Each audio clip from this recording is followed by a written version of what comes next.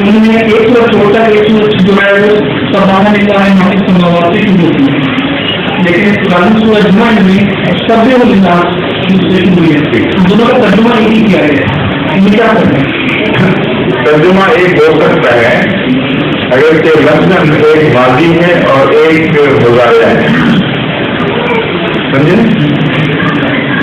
سورہ صف آواز کیا ہے؟ ہاں وہ سفا ہو جاتے ہیں اور سورہ لوا کو سب ہو رہے ہیں۔ اصل میں سفا یا ماضی کے اور ایسے کلمے جن میں یہ کہا جاتا ہے کہ یہ بات ہو گئی، قرآن کریم میں آئندہ کی سبھی خبروں کے متعلق استعمال ہوتا ہے، ایسی باتیں جو آئندہ رونما ہونے والی ہیں اور ابھی نہ ہوئی ہیں لیکن اتنے یقین نہیں کہ وہ ہو چکی ہیں، ان کے لیے ماضی ترقی کا استعمال ہوتا ہے، سمجھے؟ یہ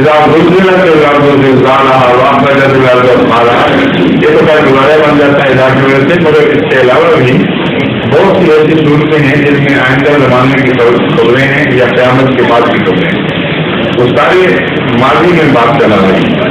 اس کی حکمت یہ ہے کہ یہ بتانا مقصود ہے کہ کسی طور پر یہ بات ہوگی، وہ بات مضامین جو جاری ہیں اور آئندہ بھی جاری رہیں گے ان کے لیے عموماً سیغہ مضارع استعمال ہوتا ہے، اور اس قسم کا محاورہ ماضی کا استعمال کرنے کی بجائے یہ سب مضمون ہے۔ اس مضمون پر میں نے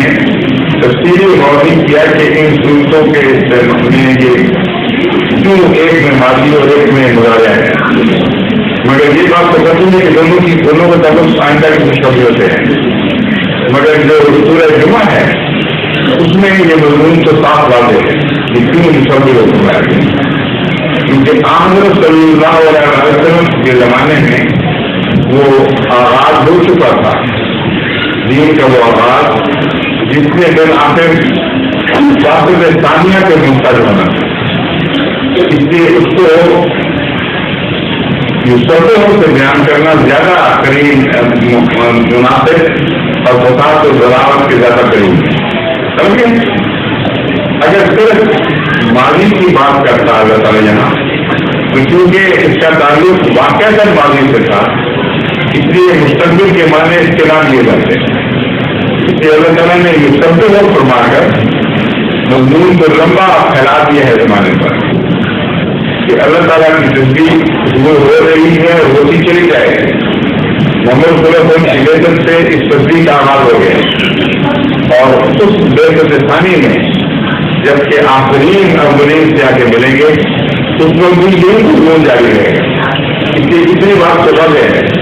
باقی جو باتیں ہیں فرق صورتوں میں کیوں واضح طور پر اس حکمت کے تحت کیا گیا ہے غور کے بعد پھر میں بیان کروں۔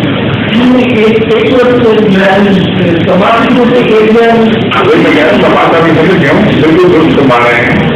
میں اس پر مزید غور کرنے کے بعد پھر انشاءاللہ بتاؤں گا۔ ظہور مہدی آخر زمان